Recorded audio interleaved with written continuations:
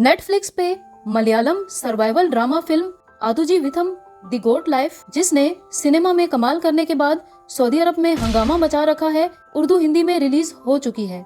ये एक सच्ची कहानी है जो 1991 में नजीब नामी एक इंडियन के सऊदी अरब नौकरी के लिए जाने और फिर जो जुल्म उस पे कफील मतलब स्पॉन्सर की तरफ से ढाया जाता है, ऐसी कहानी जो आप शायद काफी टाइम तक ना भूल सके और आपको कभी यकीन भी ना आए कि आजकल के जमाने में भी दुनिया के किसी मुल्क में ऐसी गुलामी एग्जिस्ट करती है।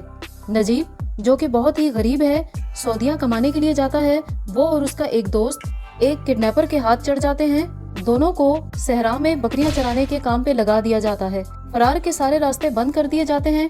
इस दौरान जो कुछ नजीब के साथ होता है वो शायद कमजोर दिल बर्दाश्त ना कर पाए। वो छोटी छोटी चीजें जिन्हें नजीब ने अपनी जिंदगी में कभी अहम नहीं समझा था, वो अब बहुत अहम हो गई थी। जैसे उसकी आज़ादी, उसके गांव की हरियाली, उसकी फैमिली का प्यार, पानी की फरावानी।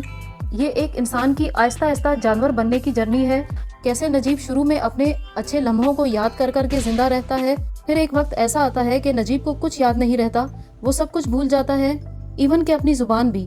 वो जानवरों की तरह आवाजें निकालता है, उनके जोहर से पानी पीता है। भागने की कोशिश के दौरान उसके हाथ पांव बुरी तरह जख्मी कर दिए जाते हैं, फिर इलाज भी नहीं करवाया जाता।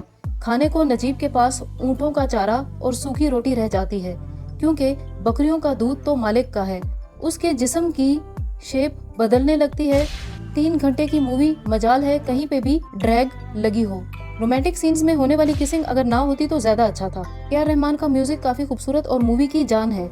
नजीब के पास एक अचार की बोतल है जो इस बात का एहसास दिलाती है कहानी तो एक नजीब की है, लेकिन कितने ही नजीब हैं जो सहरा में भटक भटक के मर जाते हैं। जो भागने की गलती करते हैं उन्हें मार मार के वापस ले लिया जाता है, क्योंकि इस काम में सऊदी पुलिस भी इन किडनैपर्स के साथ मिली हुई होती है। आखिर 2 साल बाद नजीब फरार होने में कामयाब हो जाता है, लेकिन ये फरार मुमकिन ना होता अगर एक मिस्टीरियस कैरेक्टर इब्राहिम नजीब की मदद ना करता। ये कैरेक्टर भी हैरान कर देने वाला है। इस सच्ची कहानी के 250 एडिशन शाया हो के हाथों हाथ बिक चुके हैं, लेकिन इस आज़ादी को हासिल करने वाली कोशिश देखने का मजा शायद पढ़ने से भी ज्यादा हो। जिन सीन्स में अरबी दिखाए गए हैं वो तो इस मूवी की जान है। तकरीबन 20 लाख के करीब लोग साउथ इंडिया से गल्फ की कंट्रीज में काम करने जाते हैं, जो कफाला सिस्टम के अंदर रहते हैं, जिसमें उनका कफील उनका पासपोर्ट तक ले लेता है और ये कफील अपनी मर्जी के बगैर इन्हें वापस अपने मुल्क तक नहीं जाने देता। बाज़-औक़ात इन लोगों को मार भी दिया जाता है।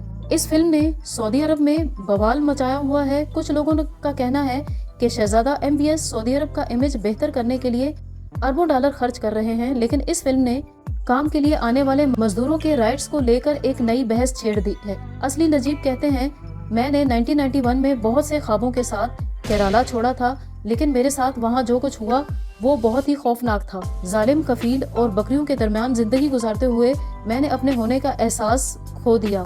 मैं बिल्कुल पागल हो गया। सुकुमारन, जिन्होंने नजीब का रोल किया है, वो कहते हैं कि मैंने ऐसा नावल पहले नहीं पढ़ा था जिसमें इंसान और जानवर एक दूसरे के साथ इतना इन्वॉल्व हो जाते हैं कि इंसान अपनी पहचान खो देता है और इन जानवरों में से ही एक जानवर बन जाता है। और ये चीज फिल्म में उस वक्त नजर आती है जब नजीब आहिस्ता आहिस्ता अपनी मलयालम जबान बोलना बंद कर देता है और गले से ऐसी ही आवाजें निकालने लगता है जो इन जानवरों की आवाजों से मिलती जुलती हैं, जिनको वो संभालता है। मूवी काफी हिट हुई है।